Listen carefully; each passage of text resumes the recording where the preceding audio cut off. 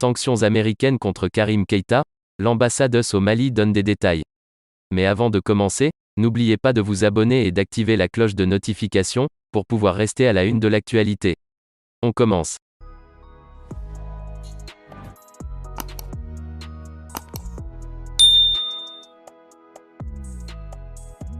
Le chargé d'affaires à l'ambassade des États-Unis d'Amérique au Mali, Brian Hebert, est revenu en détail, lundi, à Bamako, sur les sanctions de son pays à l'encontre du fils de l'ex-président malien, Ibrahim Boubacar Keïta.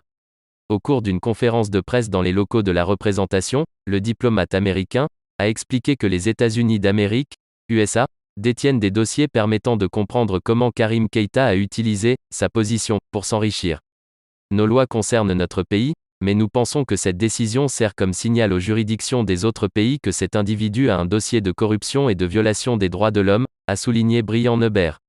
Le Trésor américain a publié, vendredi dernier, une liste de plus de 40 personnalités ciblées par des sanctions pour des faits de corruption et de violation des droits de l'homme. Parmi ces personnalités figure Karim Keïta, ancien président de la commission défense de l'Assemblée nationale du Mali.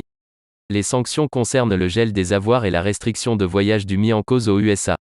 Le diplomate américain a ajouté que cette décision peut, également, signifier au gouvernement actuel en Afrique et un peu partout dans le monde, y compris les responsables des anciens régimes, que leurs actes auront des conséquences dans l'avenir.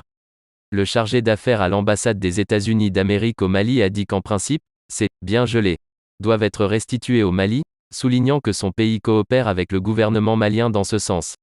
Le fils de l'ex-président de la République est visé par un mandat d'arrêt international par l'Interpol dans l'affaire dite de la disparition du journaliste Birama Touré. Est-ce que les États-Unis soupçonnent Karim Keïta d'avoir assassiné ce journaliste? En réponse, le conférencier a indiqué que la liberté de la presse doit être protégée. À la question de savoir si les États-Unis vont collaborer avec les autorités maliennes pour exécuter ce mandat, Brian Hebert a déclaré qu'en principe, Eh bien les amis, c'est déjà la fin de notre petit flash d'infos. Laissez-nous vos impressions en commentaire et à bientôt pour de nouvelles informations.